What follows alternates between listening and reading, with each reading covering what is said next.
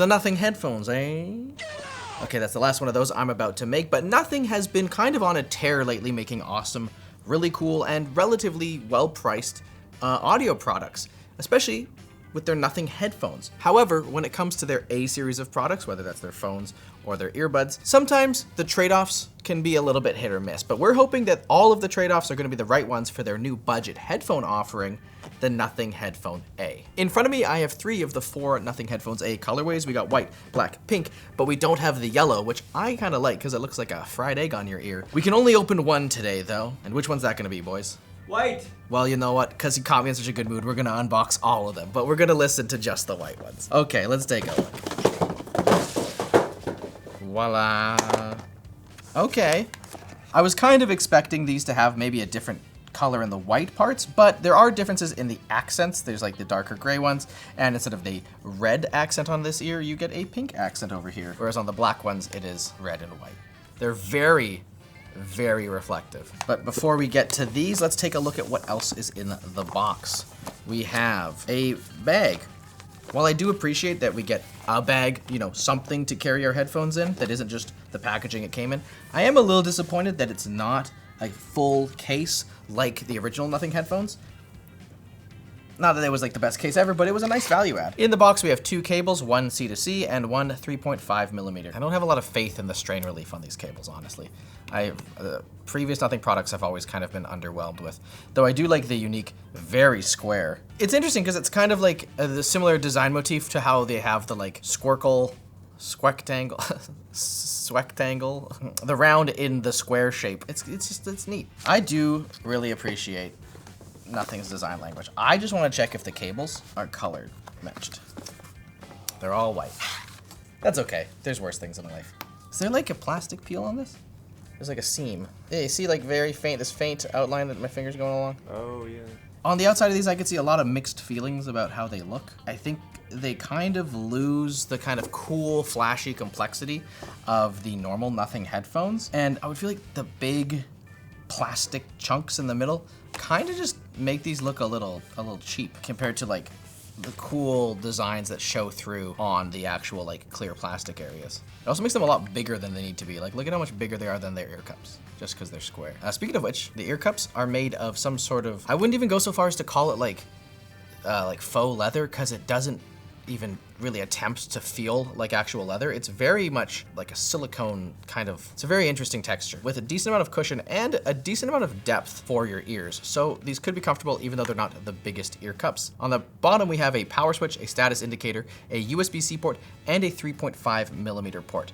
Something to note is that while you can listen to audio via the USB-C, if you want to listen to the audio via 3.5 millimeter, you do have to have these on. There's no passive listening, so they will use battery if you're using the 3.5 millimeter jack. That's kind of a bummer. One question that I have is if you'll still be able to take advantage of the noise canceling and stuff while you're listening via 3.5 millimeter. On the right ear cup, we have our rocker that allows you to skip tracks or fast forward through them, and you have your roller. We got a rocker and a roller. Do you remember that movie Rock and Roller?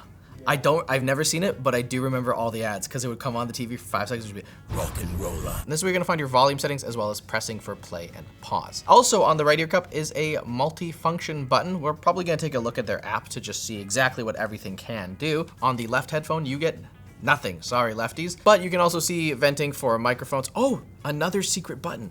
You will not believe how long it took me to find this when I was trying to pair these. That's the Bluetooth pairing button. It's really annoying to accidentally like hold a button down and then find out that you've disconnected your headphones from whatever you're listening to. So I really appreciate, honestly, the whole loadout for these Nothing phones. Like it's such an easy headphone to control.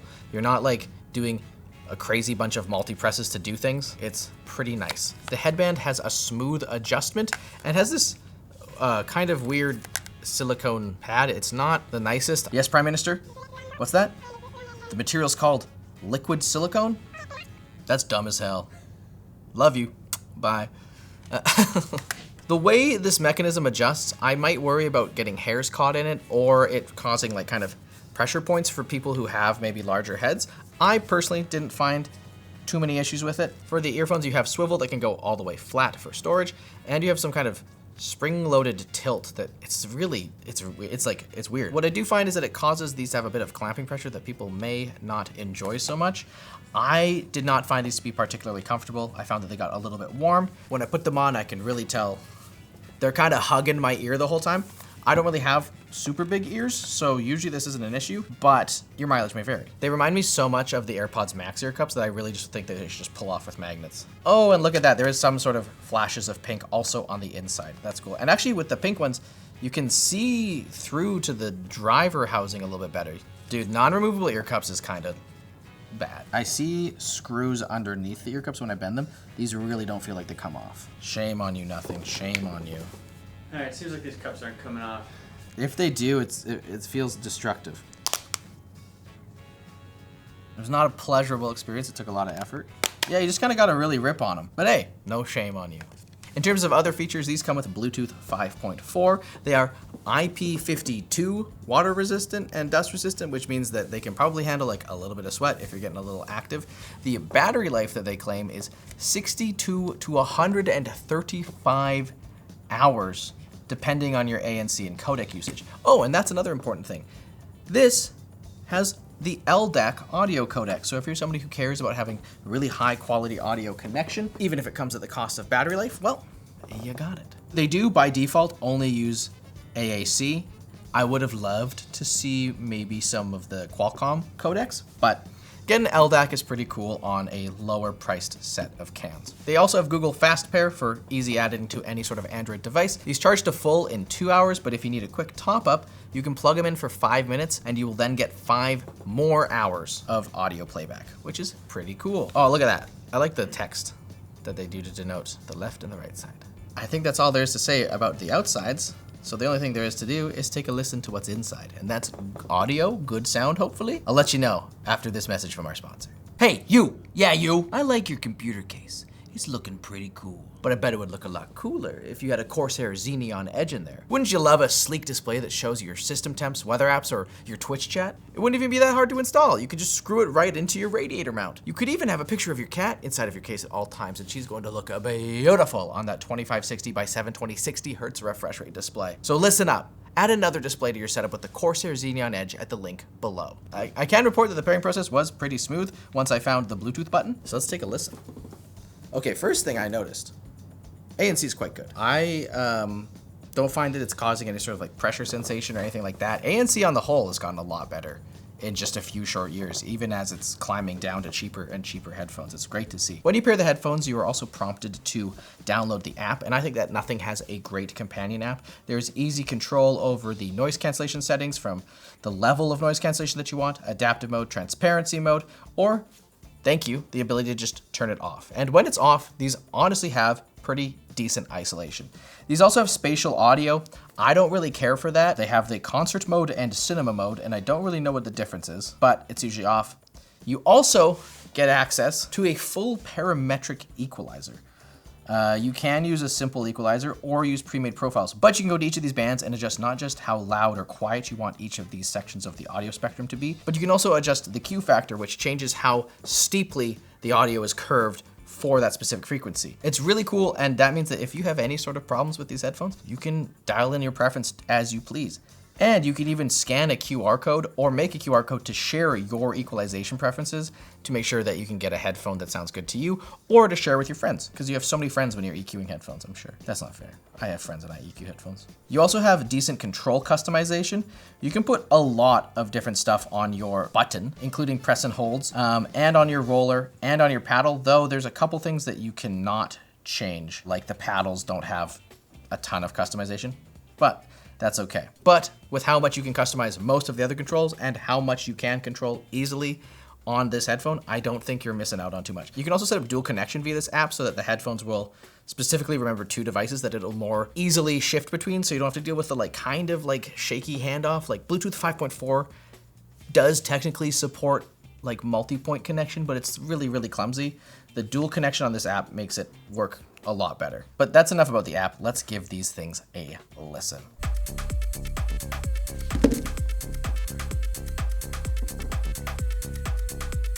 Okay, so these are kind of weird. On one hand, they have a decent amount of bass, but on the other hand, they kind of end up sounding like muffled. It's weird, and it kind of shows up in a lot more like acoustic or like rock stuff, whereas in EDM, I think it sounds pretty good. I think like it's almost like hollow. Like what they did is that they had like a lot of bass, but then they were worried about it becoming like bloated and you losing detail in the mids, so that they like cranked down the low mids or something, and it feels like they've almost like kind of sucked the soul out of a lot of some of the music. Outside that, I think that the treble reproduction is good, if not a little bit peaky, but it kind of feels like it has enough sparkle to be like more attention grabbing. It's more of a V shape, but I'm just kind of really weirded out by what they did with the bass. Could you bring it back with EQ? I think you could. I bet you we could. In fact, actually, I already did. I took a little bit of time, spent some time in the EQ to bring it back, and I think that these sound a lot better. And this is exactly why the EQ is awesome, because if I find that these headphones aren't up to my preference, then I can just kind of fix that. And what I did was improved that like weird scoop in the low mids, and things feel a little bit more lively without feeling bloated. Though these are still kind of a bass heavy headphone. I'm still kind of impressed by the ANC, honestly. Also, something to note, once you've applied the EQ to these headphones, if you're gonna be listening through USB-C or 3.5, they will hold whatever your previous settings were when you were connected to the app, which can be good or bad. But what does Labs have to say? Let's see if I was spot on with this. Okay.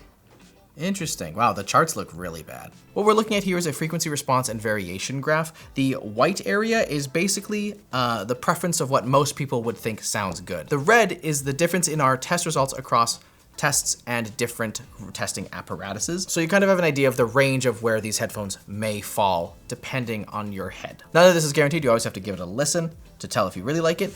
But I think for me, this graph looks worse than it sounds. That scoop in the mid bass does really, really harm the music out of the box. And the treble peaks that I was talking about, where I was saying there was kind of some sparkle, I didn't find it too annoying, but you can see that there's a lot of variation across our testing, which means that like depending on your head or even like the way it sits on your ears could mean that you could get a very different experience, which is exactly why you can EQ in the app. But I think that we shouldn't really be expecting a lot of people to do that. Nothing. We should be trying to release the best headphones we can, and these seem like a big step down from your previous headphones, as well as from the even cheaper CMF headphones from the budget Nothing brand CMF. Yeah, Labs really didn't like it. Labs notes, this sounds bad, just straight up bad.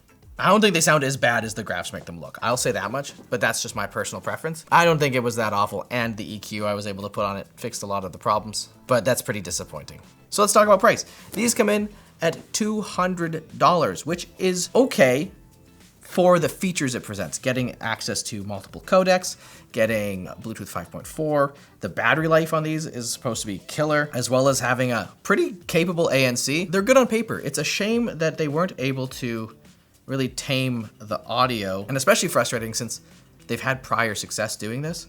So I don't really know what went wrong. But maybe if you find these on sale, or you really like the style and you like the rest of the features, you can fiddle with the EQ to find something that will make these sound a lot better. $200 for headphones that'll block out a lot of noise in a noisy office is... If you don't care that much about sound quality, then you have a lot of other options that can also do decent ANC, have decent features from cheap brands. Like Soundcore, for example, has a lot of stuff that's competitive under the $200 price point. Maybe they can fix the sound, or maybe you can fix the sound yourself. All I know is that we can't fix the fact that we're at the end of the video. So thank you so much for watching. If you enjoyed this, why don't you check out Linus's unboxing of the cheaper CMF headphones. I don't know what he thought specifically, but from what I've read, apparently they were pretty decent.